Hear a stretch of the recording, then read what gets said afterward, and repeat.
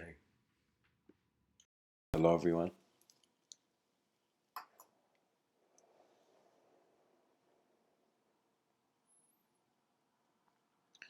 I would like to speak about the hidden depths of the linguistic simulation. The linguistic simulation is a term I use to suggest a relationship with language that where it points our attention, what it shows is not the ultimate. It is a simulation. It is a virtual reality behind our eyes that gives structure to the objective, gives dynamic structure to the objective. That means the simulation is a present occurrence. It follows the idea that even if one is in an illusion, the illusion is somewhere that is true. It's happening in the same place where the opposite of the illusion is happening.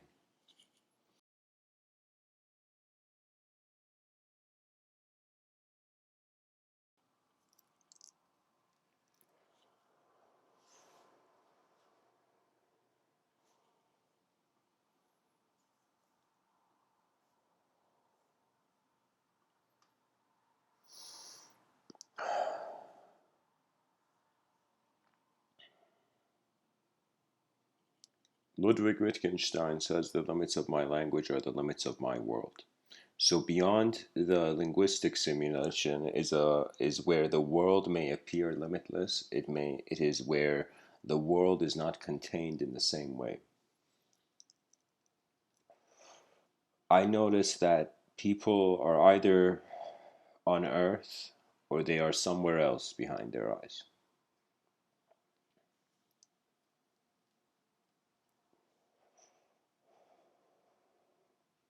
I find in 2019 there must come this grand urge to recomprehend the creature beyond the limits of language.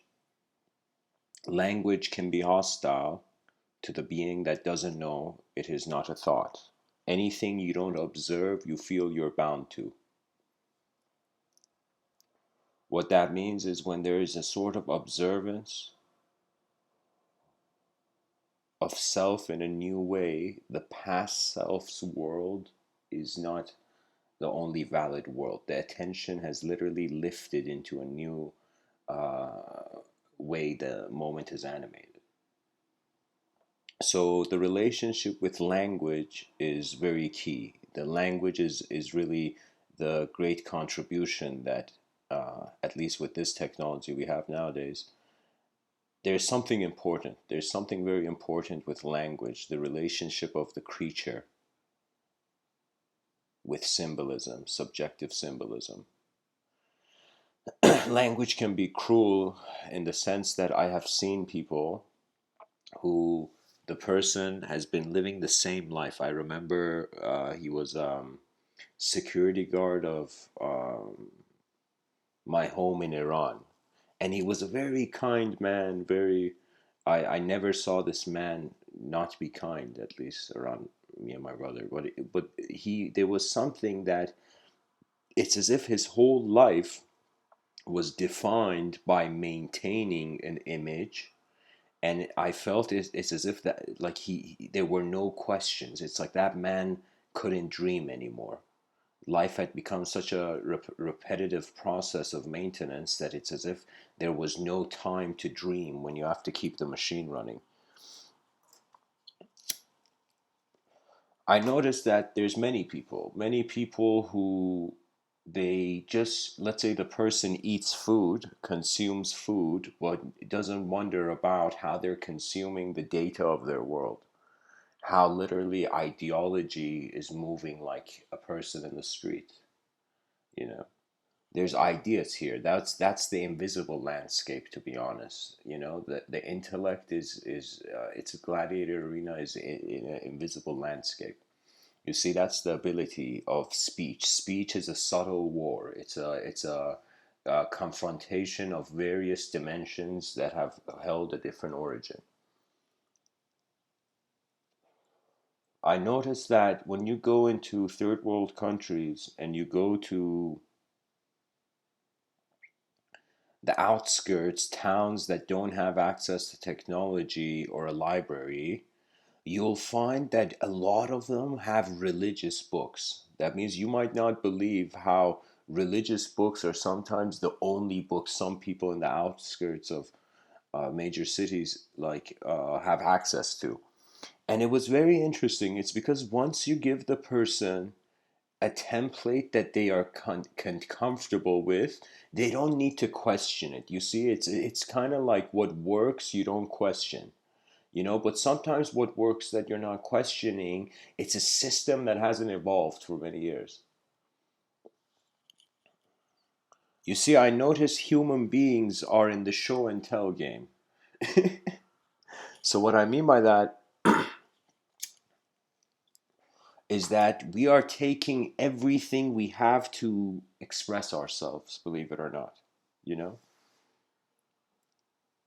our minds are so advanced that they even consider the other's intelligence. If you make your reality dependent on external authorization only, it's like you're waiting for the world to change before you can change. But if the courage finds you to wonder about how evolution also has to do with the inner work, the inner occurrence of the being, that means how are subjects coming to you? How are words arising, appearing? I find eventually the conclusion of an intellectual search will lead to an existential sensitivity. That means we're becoming a bit more sensitive, a bit more alert to how phenomena moves. Because I'll tell you, something liberated me early on, and it was the perspective of a designer. The designer looks at design. There's no emotion, there is no story, there is no purpose, there is no action. There is simply an attention to format, how the form of forms in reality are standing, how they are present. And the thing is that a person physically can stand in one way, but in their minds they can stand in endless ways. That means this is where the free will comes into place, that language is being interpreted. Now, patterns of systems of intelligence can be repeated, that they go into muscle memory.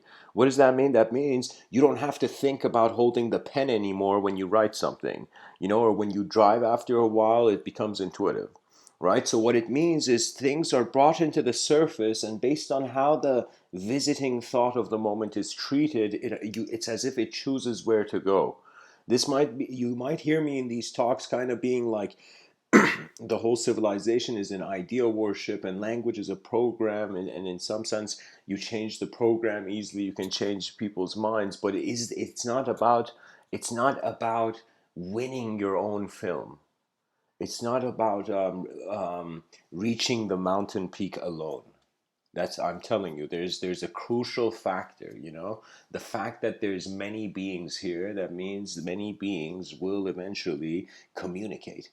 We cannot avoid the various ways that communication will occur, and communication brings with it a subjective realm.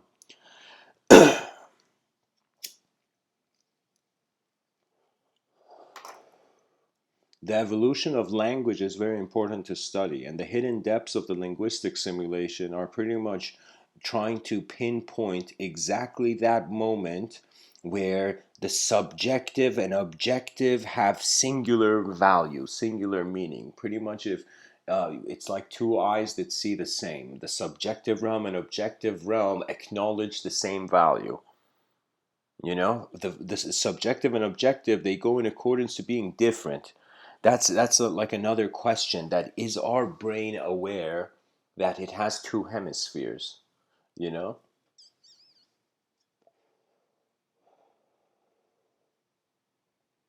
as if do neurons have a city to live in, a structured city.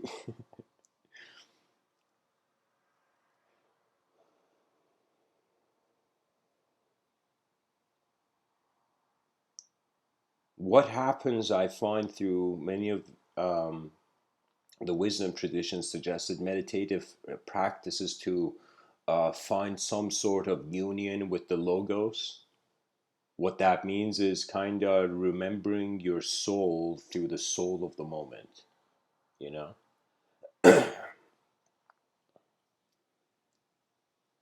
What that means is a sort of releasing of your mind into the freedom of the field of intelligence it has been born out of.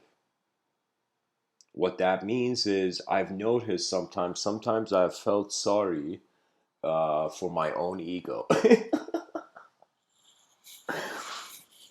What that means is that the notion of how a being is embodied changes, the texture of it changes with every state of consciousness, you can say.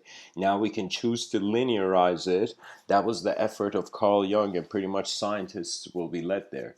You know, philosophy and science in ancient times, they were not separated. Do you see knowledge in ancient times? It was like they were closer to the trunk of knowledge. They understood a sort of singular position of mind that holds reality, right? That's the cool thing. You know, it's like certain things that have come to the human being have been taken for granted, therefore never wondered about twice. You can't say life is purely about just observance, and you can't say it's purely about action of the object and subject of observance. Let me tell you why. Because eventually change will break the walls. When I say I've had moments where I've kind of felt sorry for my own ego, is that I have noticed how certain times the manifestation of a conceptual selfhood in the moment, it arises with an effort to make the inner external. What that means is this is where the challenge comes for the advanced communicator. You see, it's that the inner reality is obsessed to be externalized. You don't know this. But what I mean by that is that it's in the subconscious. There's this kind of urge to remain. I don't know what it is. It has nothing to do with the thoughts of a person. It has to do with how experience is. It's too simple for words. It's simply something of a quality of awareness. You just notice it and you can't do anything about it. You know, there's no thing to do anything about it. It's kind of discovering your eyes in emptiness, you know?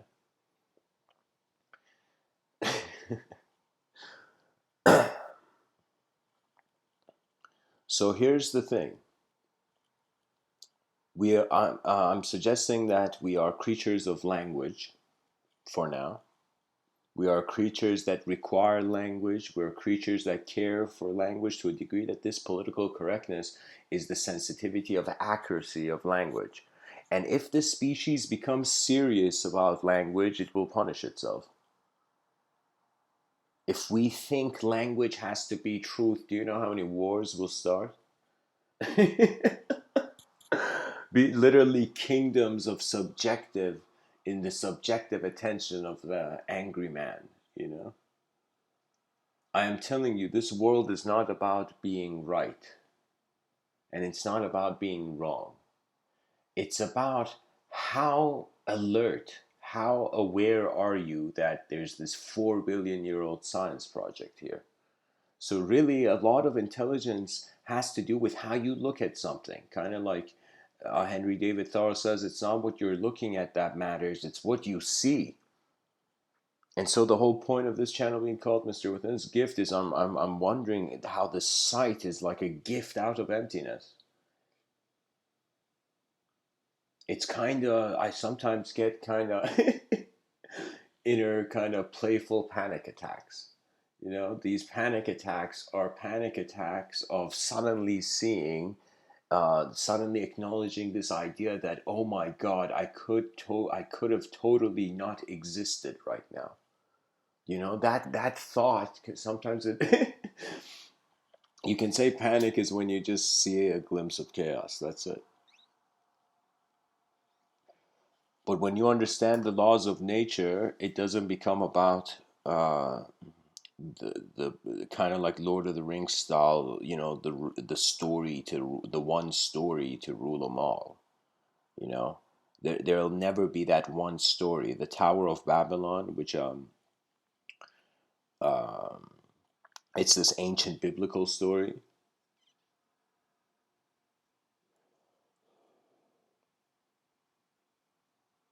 there was one language that all humanity was united under. That means there are theories that kind of suggest viewpoints of perception that suggest that in some sense all languages they came from one union state. So some people are playful, they conceptualize it as if we were a collective being that got fragmented, you know. There's that notion.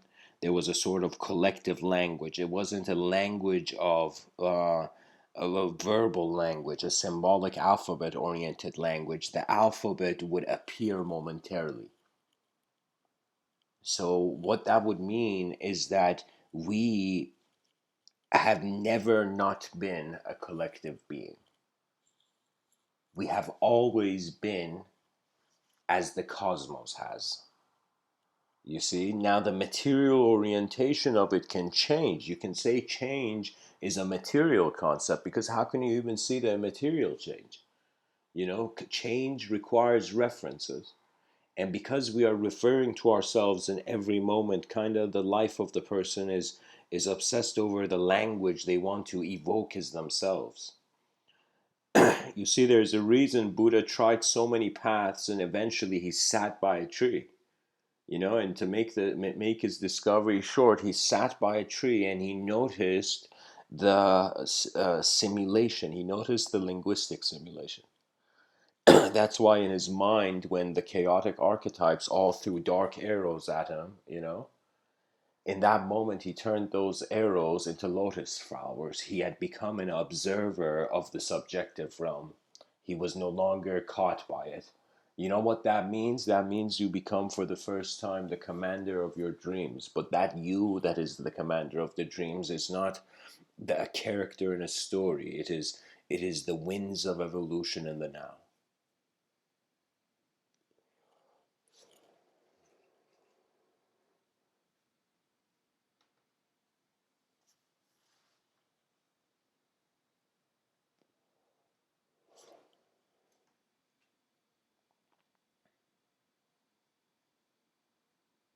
Oh my god. Why is this not changed? Oh boy. Hold on, guys. I gotta change the title. I'm 100 sure maybe it wasn't saved. Index of linguistic simulation. There we go. Not enough space. Great.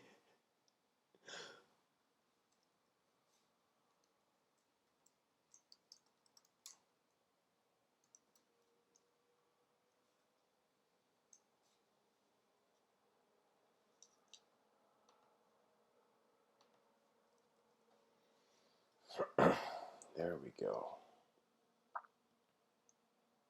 Okay.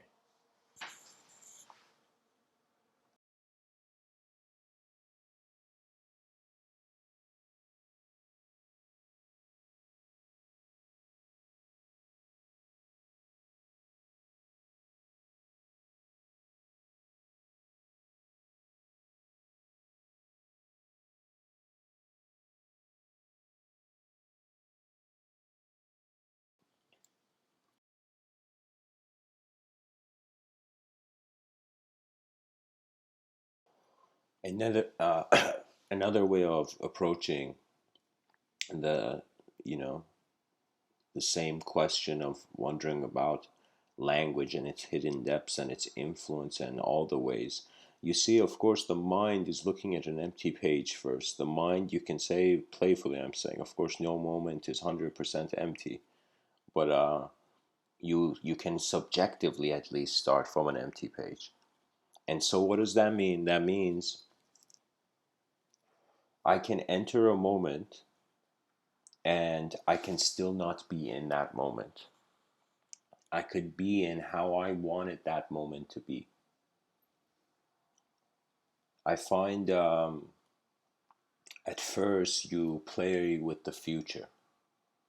You take the future, you shape it like clay, and you're saying, "This is what I want," you know. But then it gets to a point where you see how the future arrives always has dimensions of unknown. It has unknown dimensions. It moves in ways that it's as if there were certain streams of data not considered. And that's simply because the presence of each mind differs the karmic nature of the moment. So what that means is when I'm in a room alone by myself, I feel kind of how the nature of my mind is happening.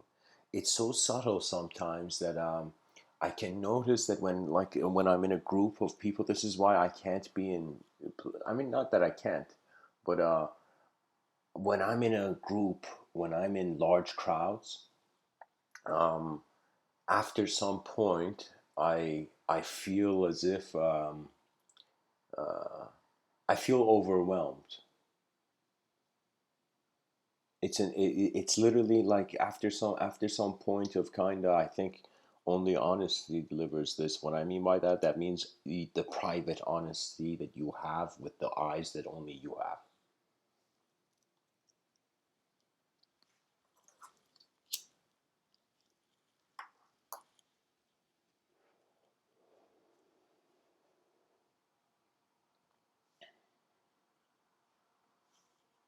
Trust is so crucial because without trust you cannot take the next step. Every step you take in this life requires some sort of acceptance of whatever the unknown may be. We try to translate the what appears as the effects of our decision making into various contexts. Do you know?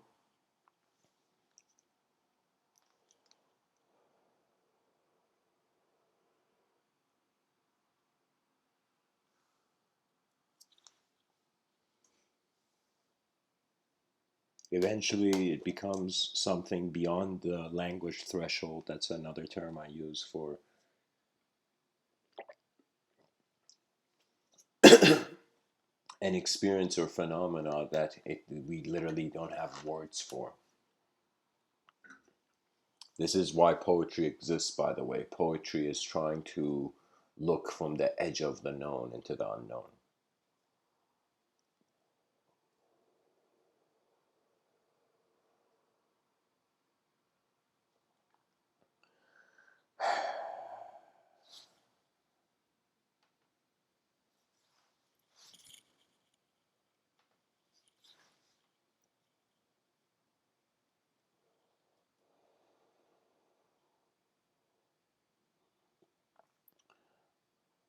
Something which is still unpublished.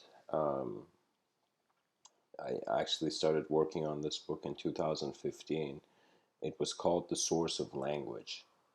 And I pretty much finished writing it, but eventually, like, it's still left. It's as if this was a building, it's not fully made yet.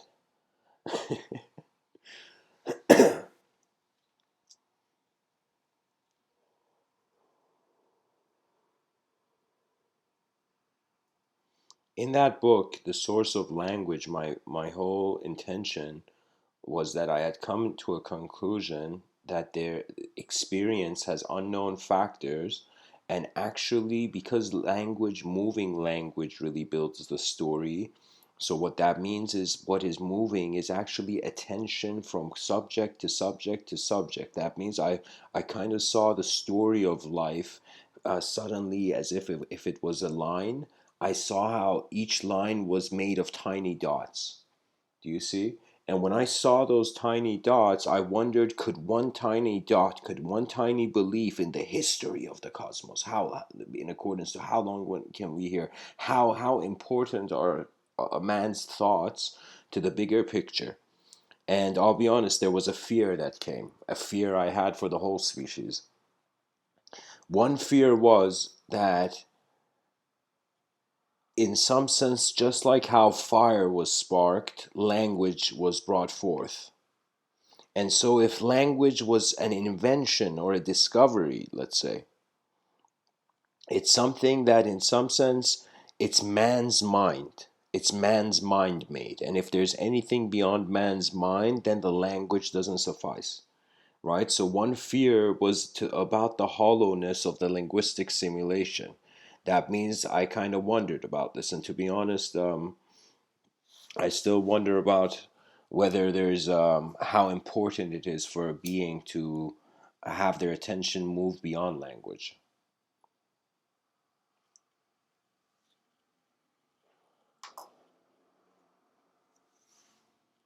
I think at most I want people, if they see language, the language of their world, of their moment, if they see that as a vehicle for their attention, it's as if for a second I just want the person to step out of the vehicle and look around the whole vehicle to truly see, can you be a snapshot photo in time? Can your value be determined in one moment? So you see, on some level, it has to do with responding to life.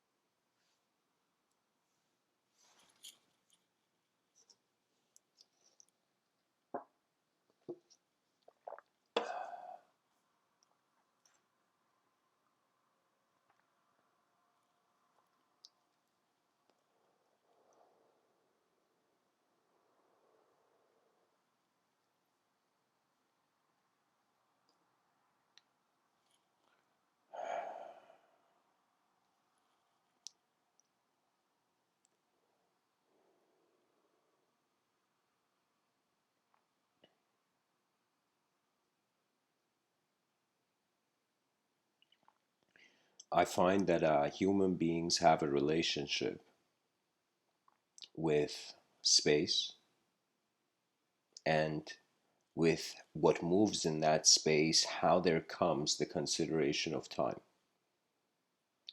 The most important thing is that there needs to be someone here to see it all. That means in order for you to be an individual, there has to be an awareness to all the different ways you have been individual. There has to be a conscious retention of one archetype. Now, I find what happens is the intelligence of the being observes various archetypes, and just like you have emotional responses to objective phenomena, you can have an emotional response to a subjective landscape. Do you know, usually when people make mistakes, that happens afterwards. They suddenly realize what could have been. That could have been becomes a very vivid picture. And then emotions arise in response to how you move in your inner environment. And really, what I find is that the mind doesn't want to hold on to anything, and the body wants to hold on to all that it can. And the body will forever be hungry. That's the nature of matter. That's the nature of any sort of purpose in matter. It is an eternal hunger that, regardless of how much chaos man sees, he will still wonder about the order. It kind of is like that.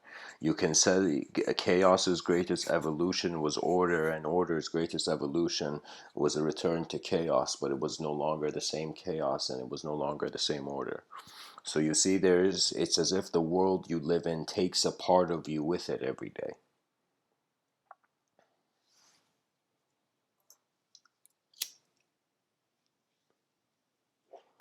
And when the minds of the members of the species roar,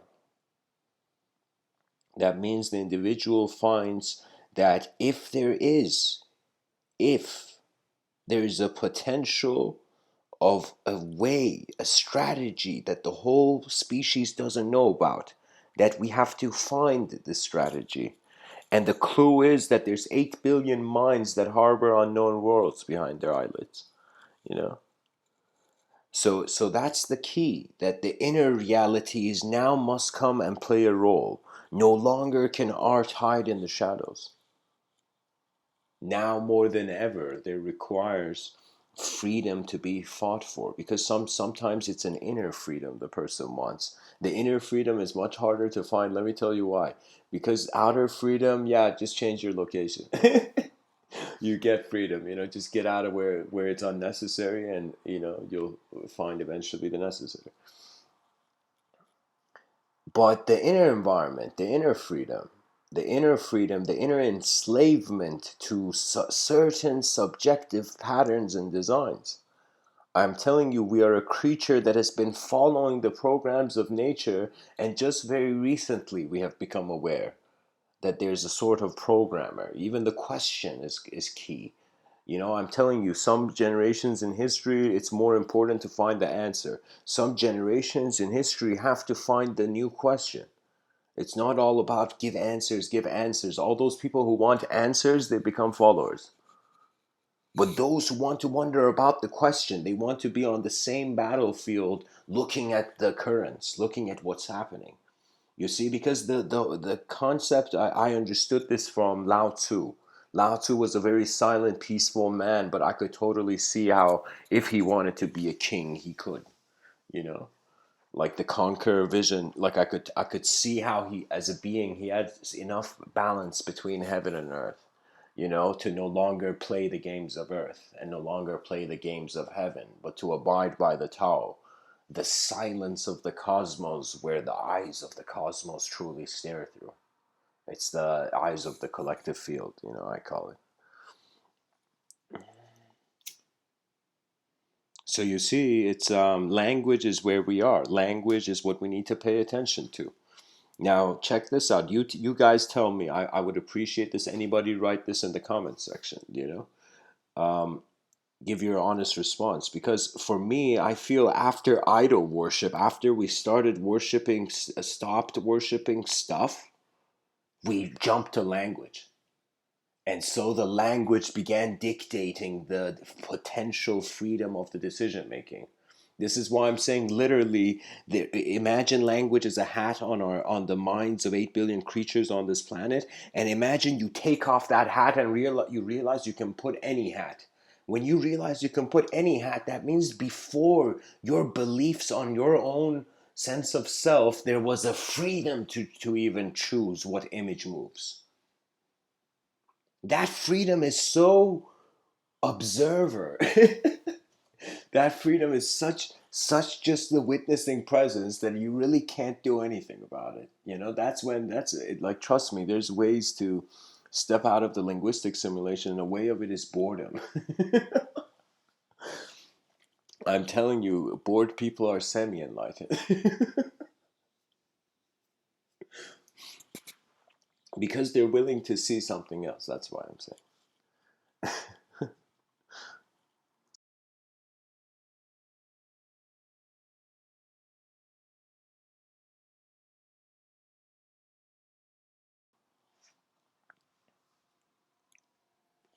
Something else that I found that was very crucial was that I realized the beliefs limit the emotions. The significance, how important the design of the thought is, can take the emotion away.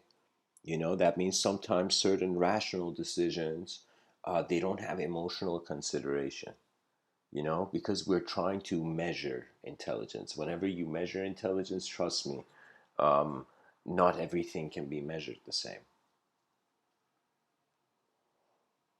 A fish in water has a freedom that a fish on outside of water doesn't have. A bird outside of the water has a freedom that the bird inside the water doesn't have.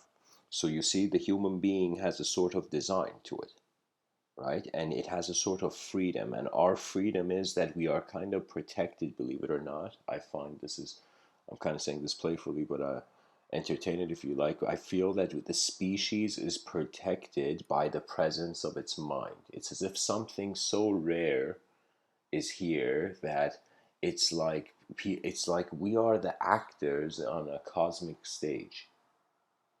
But what is our audience is not conceptual. Do you see how intense the unknown can be? That you just have to, push the brakes on certain ideologies and just look at the world first. See how from direct experience comes many ideas.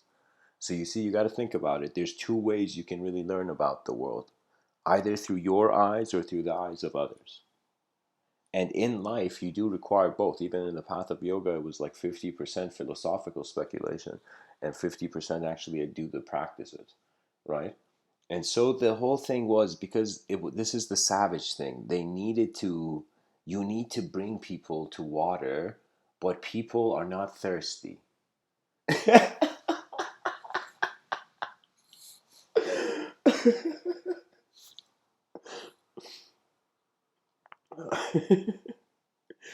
Think of it this way: there's a well that's drying up, and the town doesn't know about. Okay, here, let's say somebody back in the day, the tribe, somebody finds berries, and nobody in the tribe knows what berries are. Okay, in this primitive tribe. So this person, brings back a berry and tells people, "Hey guys, there's berries outside of here." And everybody's like, "No, we don't see berries, man. I don't know what is this. You found this on the ground." You're like, don't lie. There's no such thing as berries. We don't believe in that.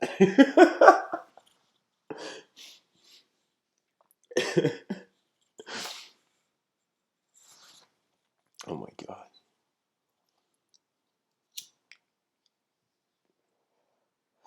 That person would eventually see either the collective needs to care for the individual, or the individual has to bring something to the collective.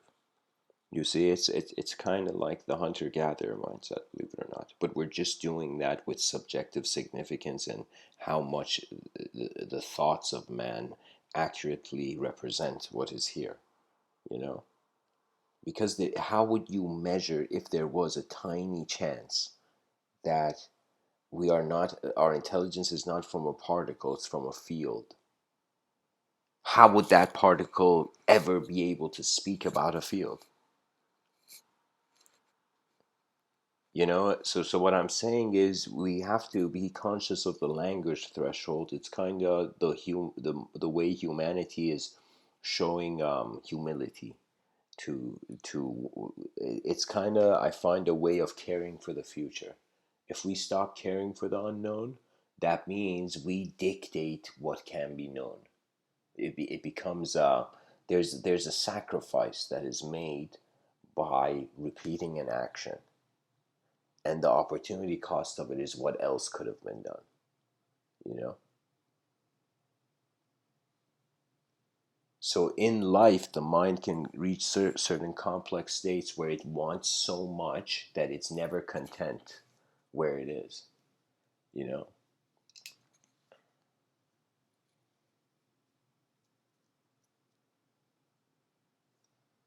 I find that when the person becomes comfortable with how life is, wisdom comes to you. That means as you step out of the linguistic simulation, you begin to see, it's like when you stop chasing language. That's another way where you can see certain people are seeking truth. You then get to see it's one of those things where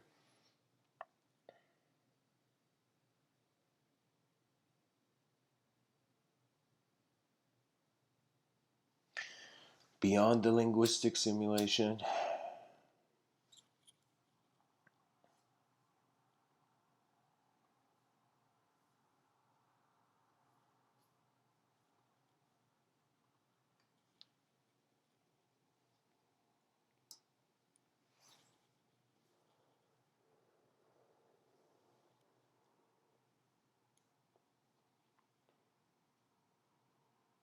there is the evolution of the known archetype. What you see will be new. It will be new because there isn't a familiar pattern to recognize it. And then there comes choice.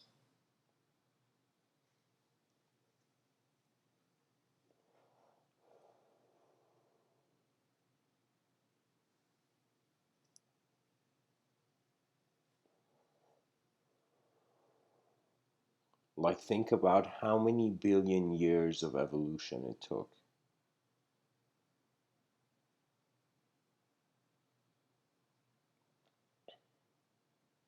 just for man to be aware that he's temporary.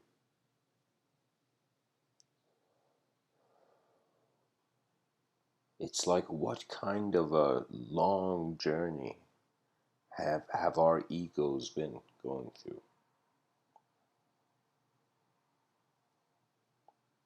Certain societies worship the individual, certain societies worship the collective. I find eventually we're going to see any sort of political system will, in some sense, how can I tell you, be slower than the most updated and evolved citizen. So what that means is because it's the political system evolves slower than how much the person is evolving, especially through the globalization of technology and media. So it becomes one of those things where man can no longer have a leader. It's kind of like how Buddha said, like evidently, so, like somebody says, there's a story about Buddha like this, where Buddha was asked, "Is there going to be another Buddha?" And I think he said there's going to be many Buddhic people, but he said something like no, because Buddhism would have been spread to a point where there would be no need. Do you see what I'm saying? That means rather than having a sort of uh, governing organization which updates slower than the individual realizes the efforts and integrates it in law. Now, I don't know how this is going to happen. I'm kind of like, throwing spears at an unknown sky, but I'm like, but what I'm kind of saying is that I feel it has to come through a transformation, a sort of stoic emphasis on nature's simplicity, where a lot of value arises from. Innocence is that, freedom comes from that. And then there is, in some sense, all the unnatural kind of um, effects of nature.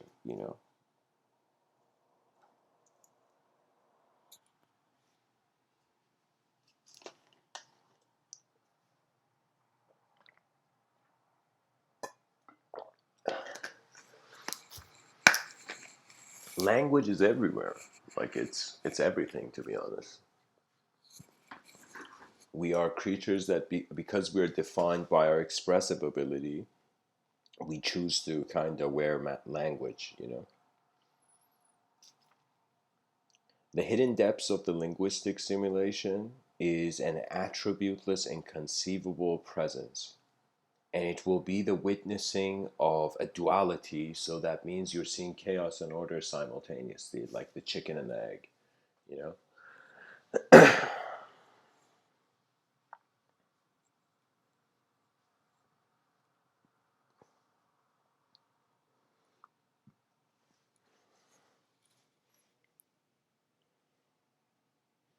It's fascinating to me. It's like, believe it or not, stories live and die too. Anything that is not kept in the attention of the human being,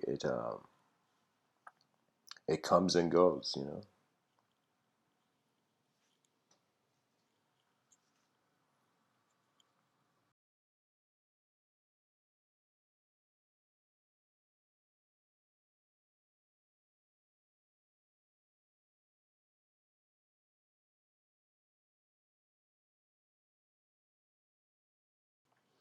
I remember studying the storyline of this show called Shingeki no Kyojin, this Japanese show, kind of animation thing.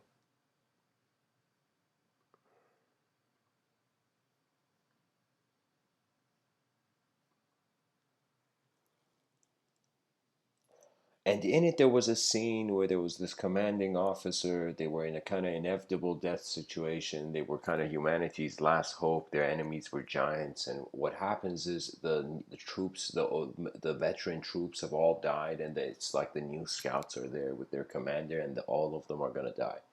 And the commander goes up and just takes the path of honesty and just tells them all that we are going to have our last march, our last offense, as soldiers for humanity, and we will all die, you know. and we're all going to be a distraction. So this one elite soldier goes and kills the main bad guy or something, you know. But the whole thing is, in that moment, there's this kind of freaked out soldier, and that freaked out soldier looks and says, "Are you saying that we're all running to our deaths right now, and it's better to fight than die?" And then the commander, whose name is Erwin, says, "Soga," like yes in Japanese, you know. And so what happens is then he's shocked and he's saying, "So is it all meaningless?" You know? And that's when Commander Irving gives this speech where he says no. He says something like, "Our ability to fight, to respond, to do something is our rebellion as conscious beings to the cruel design of the universe." Do you know? So he was kind of saying, express your conscious will to the edge of its capacity as a sort of rebellion against the cruel conditions of a temporary universe. Of course, I'm paraphrasing and totally suggesting it in a, like I took it in a very different context. But Commander Erwin says we must rage, you know, we must, in some sense, us fighting is our rebellion against the cruel world, the meaningless world, you know. And he says we find meaning by carrying on the question. That means maybe we can't find answers now, but we live for the questions, you know.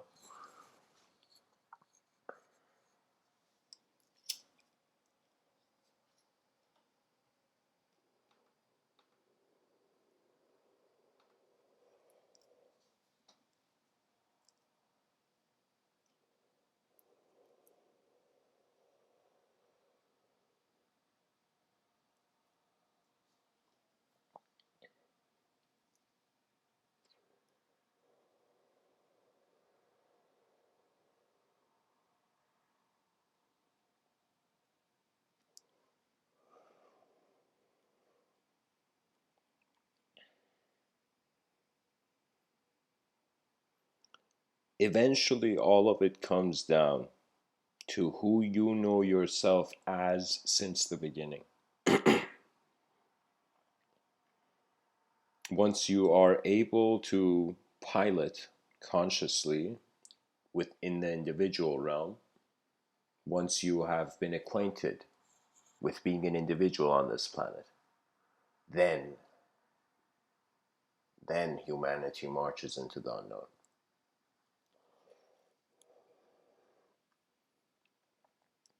We navigate beyond our current language system.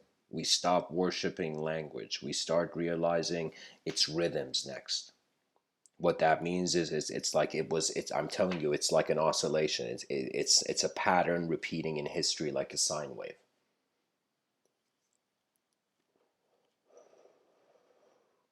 What I mean by that is that, you see, imagine reading words in a book.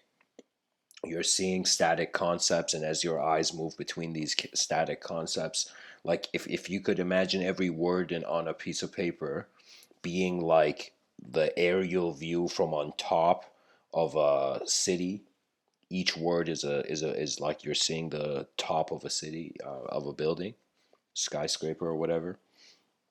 We're looking from the sky down and we're seeing all these structures. So similarly, imagine your attention is like a helicopter a spotlight going from each concept, each image to image to image, and then by you, the speed that you read, you animate. The mind just does this automatically, you know. Now I'm saying that this is a sort of static approach. We're still building with blocks of thought. Okay, we still want to have it completely purely structured, but I feel that's not the peak evolution of language. The peak evolution of language goes into rhythm. So in ancient times, it was everybody spoke in verse, you know. Maybe everybody's a too far stretch, but I'm telling you, like most people had a sort of rhythmic acknowledgement to the world. You know, it's as if they could hear the heartbeat of the cosmos.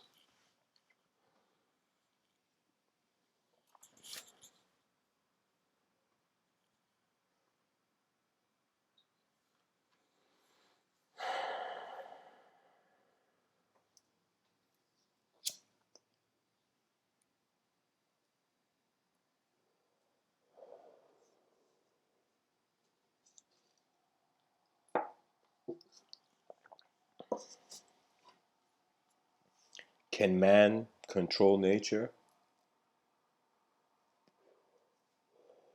Can man go beyond nature's control? Can man's interpretation on nature be limited to his sphere of awareness? There was a man, this philosopher, I think it was Zen and the Art of Motorcycle Maintenance. I think that's the book it was in. I don't know how I remember that, but I think it's that.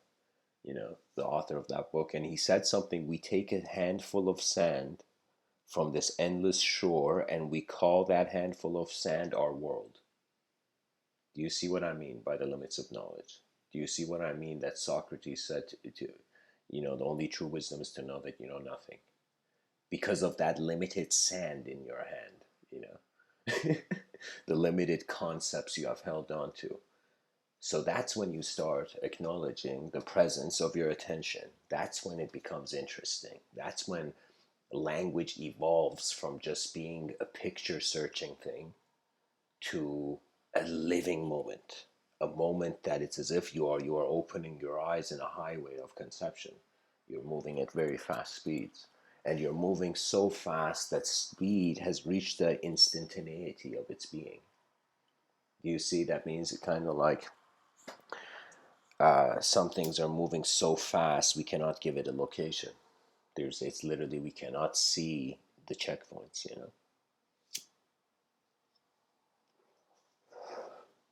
So, in regards to this kind of notion that history is repeating itself and kind of like this spiraling kind of sine wave looking thing,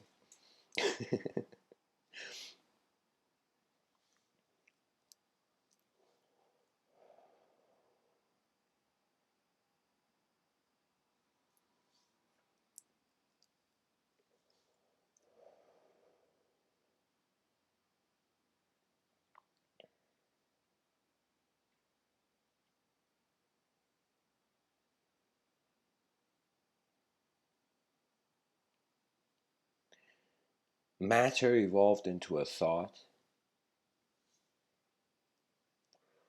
Thought is evolving into a non dual experiential rhythm. It's kind of like a more complex acknowledgement of the subjective realm. I'm saying that we have been creatures that have lived in the objective for so long. We got tired. Now we have lived in the subjective for so long. And now we're wondering, what now? And we're seeing the limits, you know? And the limits of this is not just in time that you're a temporary being. It's just that when, uh, where should the effort of the moment go? There we go. And it's up to you. Somebody who wants to build something can build as long as they like, you know? You can live subjectively as much as you live objectively. Even living subjectively, it's different. That's why objectivity is a blessing, but for the novice seeker, it is a prison. That means anywhere you're uncomfortable, you're like, I want to get out of here. Guess what? You're uncomfortable in the world. You're like, oh gosh, the cosmos, destiny, karma, it's all a prison. But man is imprisoned by his limits. And if man can go beyond his limits, that's it. We are the intersection of a subjective dimension with an objective dimension. And in the middle, we're like, which one are we?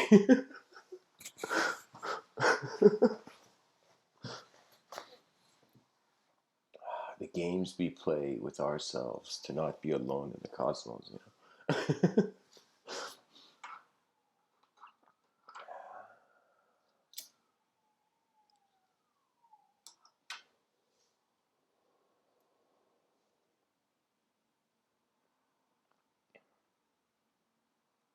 It's energetic. There's a energetic renaissance that's going to occur, I feel. Literally, people are going to realize the sacrifice, the weight of the sacrifice of ideological institution. It's like, what if your attention was water? What plant are you watering? Imagine some people watering cement, you know, some people watering, dry leaves, some people watering a tree that has already been watered. Like, it's endless, the possibilities. But what I'm saying is that the mind is, you're jumping from image to image every day so many times. To say it simply, thought is coming and going. Every time you blink, there's a visual void. That subtle visual void is playing a part in the psychology of the person. Eventually, you're going to see so much of your existence is relying on rhythm, that you'll kind of see what I mean by this, the next evolution of knowledge being into a sort of rhythmic unknown.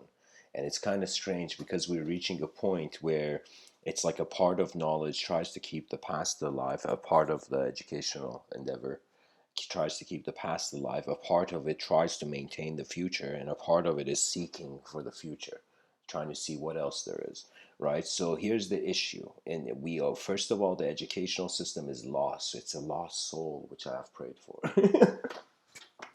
What I mean by that is that we are not releasing the pure potential of the human mind on the most complexest challenges that bother the species. Because I've honestly thought about the educational system, and the educational system is where language, you become language pretty much. You become extremely grounded in language.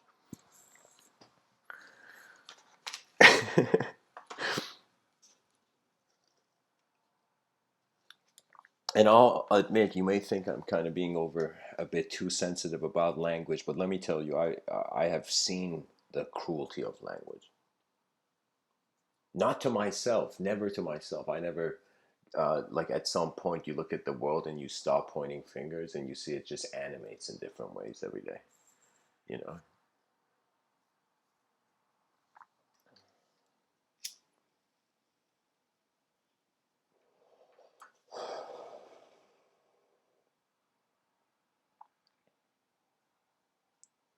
So it's a unique thing. This is like the next kind of Rubik's Cube for the intellect, that we are wondering about the inspiration of 8 billion creatures, and there is always this need to explore. Like it's kind of like this, like anything you experience throughout the day. Let's say you want to in some sense experience something more, you know because I'm telling you, it's about kind of,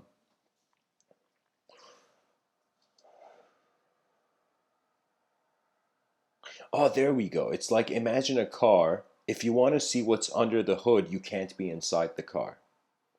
If we take too much of an existential self inquiry, we'll eventually observe it through a still moment. So we'll become the space for movement, you know?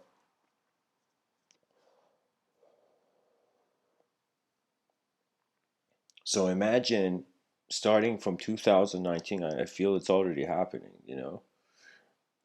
what's going to happen is, let's say, a transformation of the psychology of the human being with its environment. Pretty much people are becoming conscious of the subjective realm, the subjective environment, and suddenly this hidden thing behind the eyes of the person. Because when you go out in society and whenever you speak, you of course can't in a bunch of sentences be everything, so you have to like, the individuality has to arise, but it doesn't mean the mind is just an individual thing. The subjective realm, to me at least, it appears as a landscape of potential shifts of the objective realm. That means there's a strange freedom behind the eyes of one. And when I say behind your eyes, it doesn't mean like you just close your eyes and that. It's kind of like me saying, like, this is something I challenged some people about it. I'm not going to tell you what they said, but but here's the idea that when you close your eyes and you wonder about light, you kind of realize it's as if no light is entering your eyes, but you still can visualize light, you know? And you want, if you're, let's say, you want to try this out even more, just look at light, any light, close your eyes instantly, and you'll see that light will be there. Do you know? So when I say that light would be there, the visualization of the light that is kept in attention as the eyes are still closed.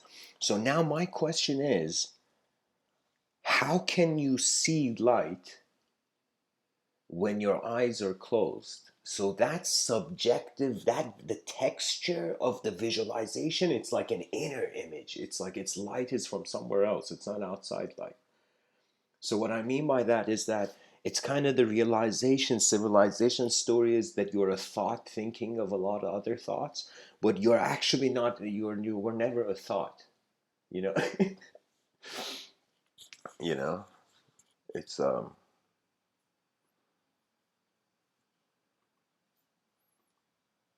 just a second, guys.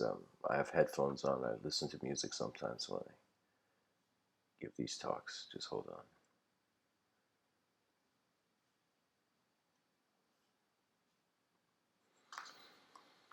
Okay.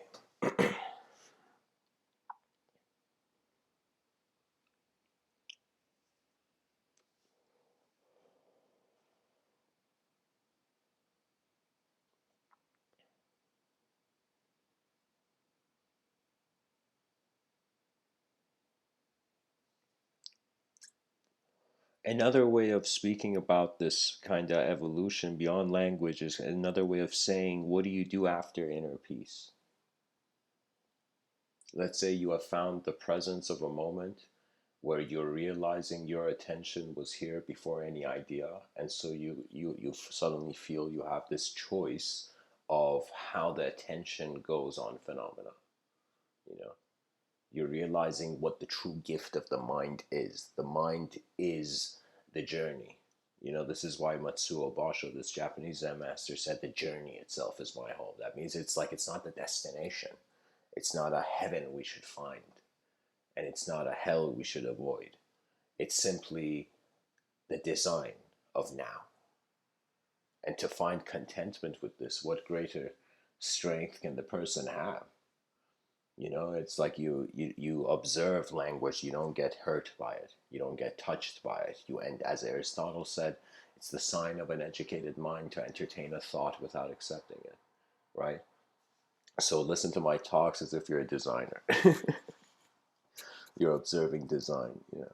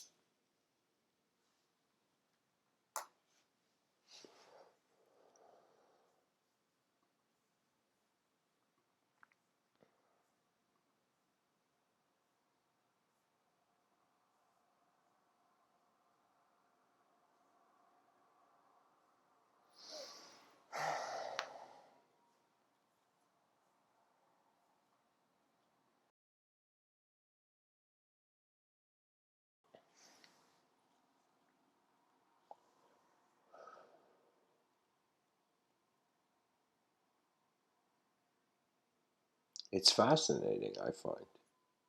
Of course, everything in nature we see, it is working with a sort of strange interconnectivity. Like just look at the cells of your biological existence. You know, it's as if DNA is commanding that these atoms this way. You know, so I'm kind of saying it's like the value is like I'm it's kind of first appreciating that how there's something here rather than nothing. Kind of realizing you exist now. It's like surprise. But at the same time, the being grateful that one is an existential phenomena. The second thing is that this existential phenomena has design. This is why I decided to make the first book. This the first like I'm going to release a book soon called God Likes Spheres, and that's the fascinating thing, that there is shape, there is design, and it makes sense. Before, in some sense, Newton suggested that the world, the cosmos, isn't a machine.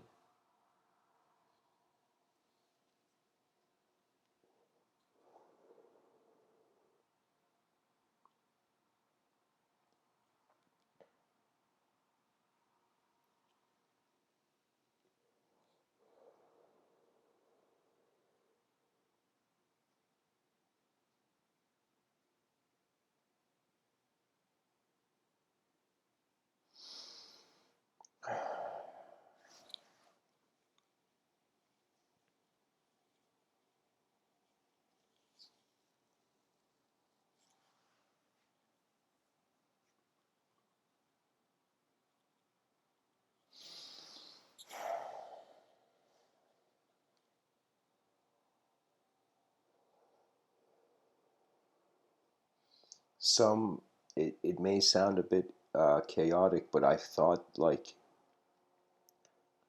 what should happen really for the future generations is that there needs to be a sort of system of a collective quest.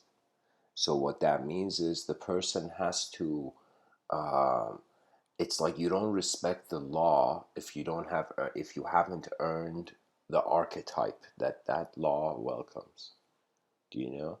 So what I mean is that the person requires, just like how a lion needs to kill its own prey, the person needs to do the thing himself to feel the person has had it. As if like without the experiential change, there can't be really an addition of a subjective value.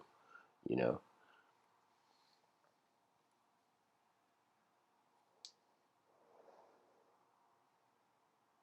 it's kind of fascinating. Um, when one sees the moment as having an objective component and a subjective component, and how that subjective component is categorizing sight in regards to what is in front of its eyes as external and what is behind its eyes as internal. The whole thing is of where the phenomena is occurring. Do you know? That means right now, yes, you are physically standing in a world, but where is the phenomena occurring? You see, and you realize the mystery behind our eyes. This was, to be honest, what kind of led me to the path of these talks. That I sat on a rock the rock was in the middle of a river, and I was seeing the river, like my back was to, like the river was passing me by. I could see where the river was headed. And as I was sitting there on that rock, in the middle of my kind of self storytelling of my own problems to myself, like rethinking my hardships, I asked the question. Suddenly, I noticed I have no idea who's looking out, like whose eyes these are, right? And when I said I don't, because I suddenly noticed every thought I have on who I am, I can observe it. It's like, how can I be something that I observe? It's like you have to be outside of the building to be able to observe the building. Do you see what I mean? So every thought I had, every image, I noticed, oh my God, the mind is just, it's like you ask a question from the mind, and the mind's like finding whatever is around it to give you an answer. you know, it's, yeah.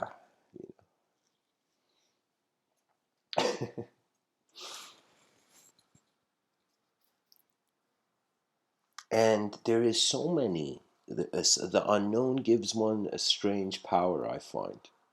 It's the power to witness, to observe, then act. That's the thing.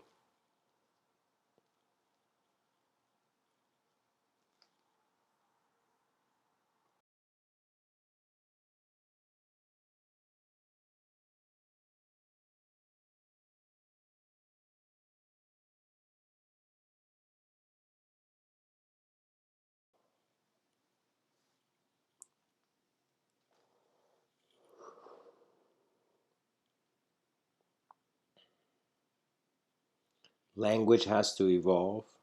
It evolves by the world changing or the self changes it where the attention is. The educational system, I never fully explained this part that I was wondering, okay, we've had the educational system alter the curriculum in accordance to the political condition of the country. That means when the country was at war, the educational system was trying to bring about soldiers. Right now, that when a country has stopped war, the educational system is focusing on the economy. Do you see? And so the thing is that there comes the question, should the educational system just be based on wanting to truly know? Just it's like literally a pure scholar explorer attitude? Or does it want to be something that is trying to prepare for some sort of war, some sort of massive activity? Do you know? So what it is should the educational system, how should it care for the problems of the world? Do you know? Should it just try to solve the problems of the mind? Is it just this mass kind of data processing endeavor? We are kind of like professors talking among each other is kind of like, you know, um, USBs with different files kind of transfer. Data transferring. So I'm saying it's not just about harboring knowledge. So eventually, even if we find the greatest truth of the truths, whatever kind of intellectual truth that is, it's like, what do we do with it after? So eventually, all findings will be brought back to the what the tribe values the most, you know? And the thing is, I find this is the effort of globalization. It's like a wave that hit us all, and this wave is suggesting that now more than ever, there is a call. There is a call for collective creative vision. It's like the 8 billion minds. What else can we do here?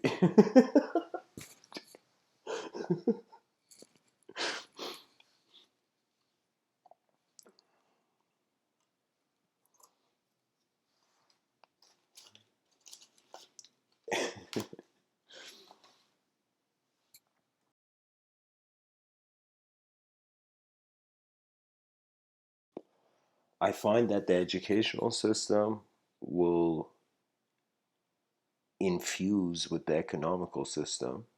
Children will be kept in school by getting paid. So that's the easiest way to keep children in school. Now, what are they being paid for is the next question of the educational system. So the educational system's like, okay, 8 billion human beings. If the mind has the proper resource, if the fish finds the river, then maybe there's great advancement, you know? So really, you have to invest in the potential of the future by trusting its ability, you know?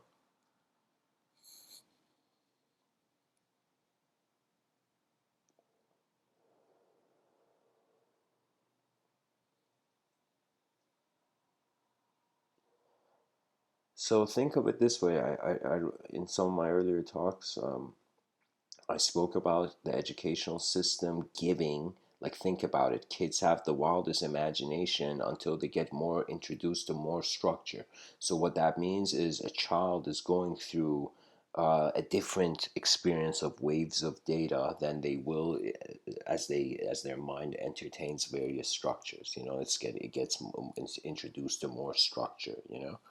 So before the child's mind gets introduced to structure, the child is giving itself freedom, but its freedom is in activities that, in some sense, don't have too much. It's like some actions.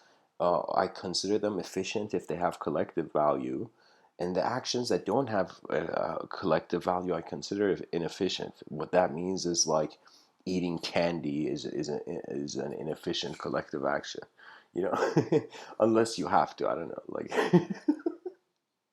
maybe not on Halloween, but you know what I mean. Like, so what I'm saying is like the efficient action is one that has more collective influence. Now that you either influence the realm, objective realm, or the subjective realm.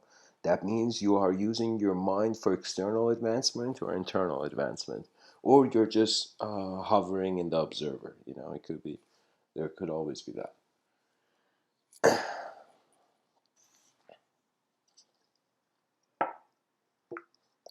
It's kind of like playfully thinking before the word guilty came into use. Was there ever a guilty person?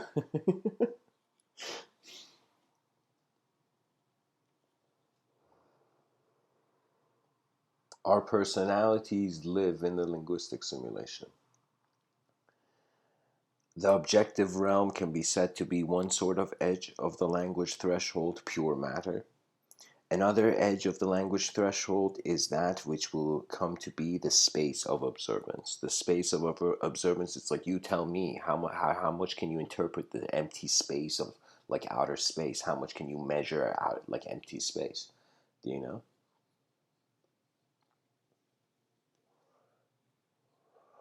We are kept in nothing as it appears. It's like it really is it dark matter or dark energy, or is it the whole cosmos that's this endless dark room, that we see as much as our light shines.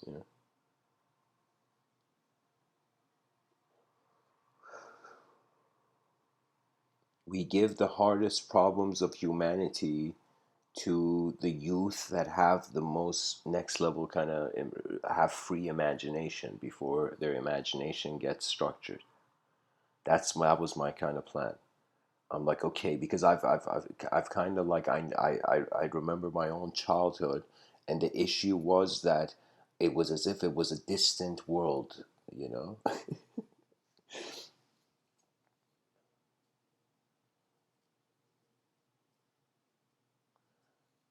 What I mean by that is before a moment of conscious suffering comes, the child is walking the pure land.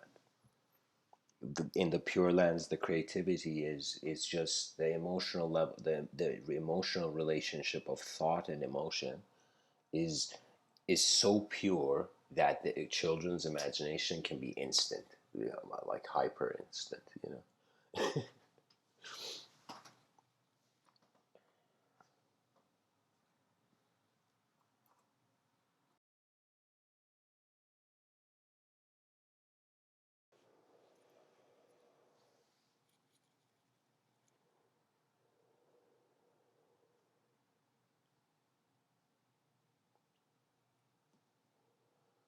Civilization should reach an efficiency where the mind of the individual is acknowledged with an unknown value. That means imagine we kind of acknowledge language was man made. And because language was man made, man extracted it, kind of brought forth value and attention into that relationship.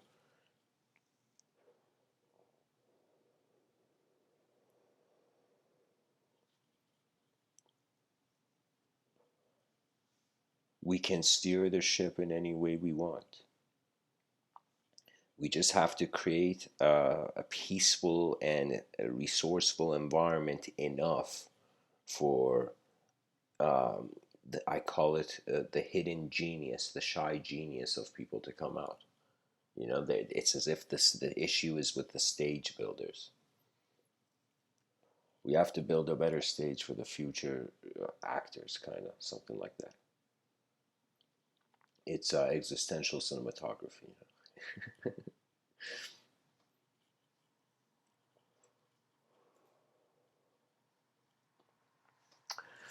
So, anyways, guys, I feel I've reached the end of this talk. Um, I am willing to entertain any questions or comments anybody has. So now would be a good time to share it. As I give time for you guys to share, I'm going to also share a story. I tend to share stories in these talks. So feel free to um, evoke a question. Okay. What story? Oh, this one's nice. It's the story of two imperial swordsmen. Two imperial palace guards. These palace guards, every day, with utter honor and loyalty, and pride, they defend the simple gate that is just a walking gate. So every day they're doing the same thing. It's like unions hadn't developed yet. One day, one of the imperial guards looks at the other one and says, "Hey man, you see that flag on that flagpole? It's the flag that's moving, not the wind." And he feels like yo, I just and the friend looks at this and he's like, "No man, how could the flag move without the wind? It's the wind that's moving. The flag can't move on its own." And so one is saying the flag is moving, the other is saying no, the wind is moving. To their surprise, this very liberated sage who never comes down to town came down to town on this unique day. And when he came down to town, as he was crossing the road, the Imperial Guards see them while they're discussing something. One of them sees it. It's like, oh my God, it's like some Zen guy. Let's go ask him. And the Imperial Guards go. And they go and they say, "Kind sir, please tell us. Is it the wind that's moving the flag, or is the flag moving? Because we see the flag moving, but also the wind is moving. The flag can't move on its own." And then the Zen master says something which is like, literally, these two palace guards take a step back. He says it's the mind that's moving, and there's this deep pause. It's the mind that's moving, and who dares say they know the full depths of this movement? We may let go of our handful of sand and pick up another handful of sand, pick up a new ego with new archetypes, with new subjective landscapes of self. We can do many things, but eventually you'll see the value of honesty, which provides. When I say honesty, I mean a moment where you trust sight, and then something can happen. So, anyways, guys, thanks for tuning in. Language is an incredible topic. It is so vast, and now I find it to be the ultimate of uh, all knowledge depends on language, depends on means of communication of significance and values from various systems of patterns. When I think about kind of what knowledge is for the civilization, I just see this kind of vast. It becomes incredibly geometric for me. It's various living geometric patterns influencing.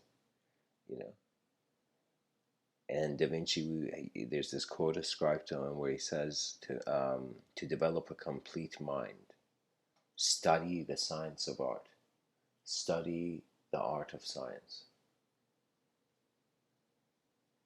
learn to see, realize that everything connects to everything else. That's the secret, guys. If everything connects to everything else, you are the categorizer of it. So you choose. You can always see the moment. You can always open your eyes to the moment in you. Morihei Shiba, the founder of Aikido, would say, "Create each day anew." Doesn't get more profound than that, guys. So, anyways, thanks for tuning in. And as I'm going to, this is something I've decided to recommend at the end of these talks, is that um, get a bunch of paper, put it on a table with a pen, and only pick up the pen when an idea has come to you that is so important that it like you'll know, because of you'll know if it's required to be written down, if you want to um, take it out of the river of space and time.